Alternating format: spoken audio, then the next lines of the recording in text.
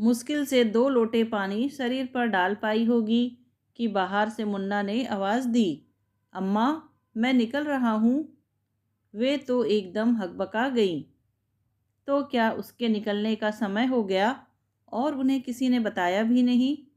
आ रही हूँ बेटे, उन्होंने भीतर से आवाज़ दी और किसी तरह 4 बूंद पानी शरीर पर छींटकर उठ खड़ी हुई। कितना भी चाहो इस उम्र में हाथ पांव जल्दी जल्दी चलते भी तो नहीं। हड़बड़ाहट में साबुनदानी हाथ से छिटक दूर जा गिरी।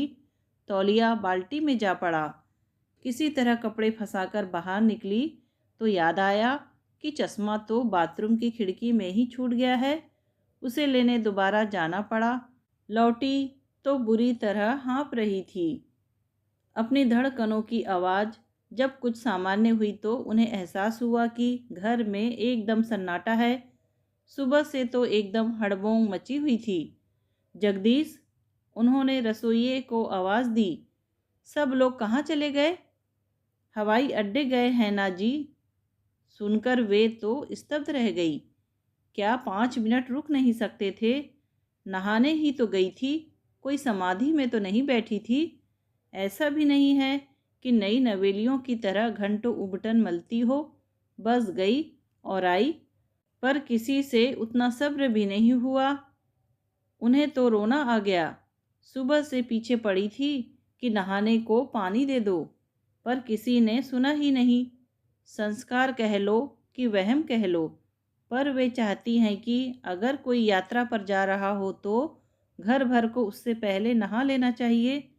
यूं तो घर भर नहा भी रहा था, बस एक उन्हीं के लिए कभी बाथरूम खाली नहीं था, कभी पानी गर्म नहीं था। अपना जमाना होता तो क्या वे इतनी देर तक हाथ पर हाथ धरे बैठी रहती? पर यहाँ उनका बस नहीं चलता। पानी जो है बिजली से गर्म होता है और बहू रानी ने ताकीद कर रखी है कि अम्मा जी आप मत छूना। जब भी ज़रूरत हो किसी से कह दिया कीजिए। कल को कुछ उल्टा सीधा हो गया तो हम कहीं मुंह दिखाने के काबिल नहीं रहेंगे। वैसे उसका कहना ठीक भी है। बिजली क्या किसी का लिहाज करती है? इसीलिए तो नौकरों की चिरोरी करनी पड़ती है। आज भी जगदीश से सुबह से कह रखा था, पर भले आदमी ने पानी तब दिया जब मुन्ना बाबू बिल्कुल चलने को तैयार खड़े थे। मुन्ना बाबू को भी चलने की ऐसी उतावली मची कि अम्मा के लिए 2 मिनट रुक भी न सके। दुख और हताशा से उनका मन भारी हो गया। पूजा करने की इच्छा ही नहीं हुई। ठाकुर जी को नहलाने के लिए तांबे की थाली में निकाल तो लिया, पर फिर संज्ञा शून्य हो बैठी रही। किसके लिए है ये पूजा पाठ? किसके लिए है ये जब तप व्रत उपवास?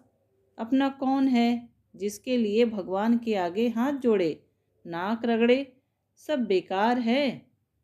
पर दूसरे ही क्षण उनका मन उन्हें धिक्कार उठा। यह भी कोई बात हुई? उनके कलेजे का टुकड़ा, उनकी आंखों का तारा 7 समंदर पार जा रहा है तो क्या वे उसकी सलामती की दुआ नहीं मांगेगी? उसकी सकुशल वापसी नहीं चाहेगी? आजकल कैसी कैसी तो खबरें आ रही हैं, सुनते ही दिल दहल उठता है। ऐसे में एक ईश्वर का ही तो सहारा है और वे हैं कि उन्हीं से रार ठाने बैठी हैं। मुन्ना नहीं रुका तो उसकी भी कोई मजबूरी होगी। कोई बस थोड़े ही है जो 5-10 मिनट रुकवा लो।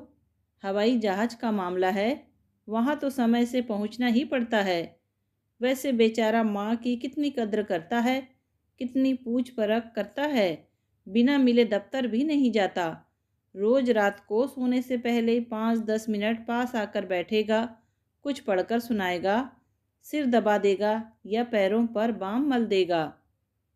कल रात तो कितनी देर तक बैठा रहा, पूरे महीने भर की गोलियां ले आया था। रात वाली और दिन वाली गोलियां अलग अलग करके अलग अलग शीशियों में डाल दी। उन पर निशान लगाकर देर तक उन्हें समझाता रहा। फिर चलते हुए बोला, अम्मा तुम्हें मेरी कसम है, मैं जब तक बाहर रहूँगा तुम बीमार नहीं पड़ोगी। ऐसे गुणी बेटे से क्या नाराज हुआ जाता है? ऐसा बेटा क्या हर किसी को नसीब होता है? वो तो ठाकुर जी की कृपा रही कि उनकी कोख से ऐसा हीरा पैदा हुआ। अपने को किसी तरह प्रकृतिस्थ करके उन्होंने पूजा में मन लगाया। रोज की आदत थी, सो वे यंत्रवत सारी विधियां करती चली गई। पर माला जपते समय उनका मन फिर भटक गया। पता नहीं कितना पुराना इतिहास याद आने लगा। कुल जमा 3 साल का तो था जब उसके बाबूजी चल बसे थे। तब से कलेजे से लगाकर पाला है। कैसे कैसे जतन किए, कितने कष्ट सहे, इसका कोई हिसाब है। हर माँ अपने बेटे के लिए ऊंचे सपने देखती है। उन्होंने भी देखे थे, पर सबके सपने पूरे कहाँ होते हैं। यह कमाल तो उनके बेटे ने कर दिखाया है। माँ की तपस्या सार्थक कर दी। पढ़ाई में हमेशा अव्वल रहा। नौकरी मिली तो इतनी शानदार कि नौकरों की पलटन आगे पीछे घूमती है। गाड़ी बंगला सब कुछ तो है। बहू भी सुंदर है, पढ़ी लिखी है, बस जरा नक चढ़ी है। अब पति के साथ बम्बई गई है तो हुलास के मारे सास को प्रणाम करने तक की याद नहीं रही। वैसे उसका भी दोष नहीं है, उसे वैसे संस्कार मिले ही नहीं है। माँ को देख लो तो सब समझ में आ जाता है। ठाकुर जी ने एक सुख छीन लिया, पर उसके बदले में भर भर कर दिया भी है। उन्होंने मन ही मन हाथ जोड़कर उनका धन्यवाद कर दिया।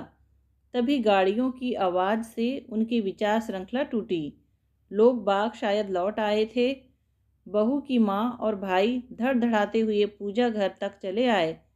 फिर पता नहीं क्या सोचकर भाई बाहर खड़ा रह गया। माँ जूते उतारकर अंदर आ गई। लीजिए बहन जी, आपके बहू बेटे को हवाई जहाज़ पर चढ़ा आए हम लोग। अच्छा किया, उन्होंने सूखे से स्वर में कहा। आप तैयार नहीं थी, नहीं तो आपको भी ले चलते। उनका मन भक्क से जल उठा। उन्हें ले जाने वाली ये कौन होती हैं? वे तैयार नहीं थी, ये अलग बात है। उस किस्से को इनके सामने दोहराकर अपनी बेजारगी जाहिर नहीं करेंगी। पर तैयार भी होती तो क्या चली जाती? कभी नहीं। मुन्ना ने एक बार भी तो उनसे नहीं कहा। अपनी कटे बालों वाली, लंबे नाखूनों वाली, ऊंची सैंडल वाली सास को तो शौक से ले गया। गिटपिट अंग्रेजी जो बोलती हैं, अपनी सिलबिल सी अम्मा को कहाँ ले जाएगा? शर्म नहीं आएगी? अपने आहत अभिमान को मन में छिपाकर बोली, हम तो कभी किसी को छोड़ने नहीं जाते, हमें अच्छा नहीं लगता, हम तो घर से ही विदा कर देते हैं। आंटी, ये आप बहुत अच्छा करती हैं, टिंकू का मामा बोला। एयरपोर्ट पर जाना तो सचमुच बेकार है। भीतर तो जाने नहीं देते, बाहर से ही टाटा करना पड़ता है। फिर ना लौटते बनता है, ना खड़े रहते, बस जाली में से टुकुर टुकुर देखते रहो। आप होती तो परेशान हो जाती। समधिन ने मनुहार की, आज खाना हमारे साथ खाइएगा, अकेले में मन नहीं लगेगा। मैं तो हमेशा से अकेली ही थी बहन, अब तो आदत हो गई है। आपकी बहू रानी हमें जताकर गई है। मैं तो मनीष को छोड़ने सीधे बम्बई पहुंच रही थी, पर माया ने फ़ोन किया कि मम्मी आप यहीं आ जाओ। आप रहोगी तो हमें अम्मा जी की चिंता नहीं रहेगी। मैं इनके साथ बम्बई जा सकूंगी। समझ लीजिए कि एक तरह से वह हम पर जिम्मेवारी डाल गई है। समधिन की बातों से दर्प झलक रहा था। उन्हें अच्छा तो नहीं लगा, पर सौम्य और संयत स्वर में बोली, आप इत्मीनान रखें बहन, 2 दिन में मैं कोई दुबली नहीं हो जाऊंगी। आपकी बेटी को शिकायत का मौका नहीं मिलेगा। इसके बाद समधिन क्या कहती, चुपचाप उठकर चली गई। बाद में लगा कि वे सचमुच ठीक कह रही थी। खाने को जरा भी इच्छा नहीं हो रही थी। नियत समय पर आसन चौकी बिछाकर जगदीश उनकी थाली लगा गया, पर वे निश्चल बैठी रहीं। जब वह दोबारा फुल्का लेकर आया तो हैरान होकर बोला, ये क्या माँ जी, आपने तो अभी तक थाली छुई भी नहीं। तबीयत तो ठीक है ना? तबीयत तो ठीक है बेटा, पर पता नहीं क्यों भूख ही मर गई है। मन बड़ा खराब हो रहा है। क्यों माँ जी? तुम्हारे साहब मुझसे बिना मिले कभी दफ्तर भी नहीं गए और आज परदेश जाते समय उन्हें अपनी अम्मा से मिलने तक का होश नहीं रहा। आवेग के कारण उनका गला ही रुंध गया। जगदीश ने चौकन्नी नज़र से इधर उधर देखा, फिर फुसफुसाकर बोला, हम तो नौकर आदमी हैं हुजूर, कुछ कहते अच्छे भी नहीं लगते, पर अब क्या बताएं।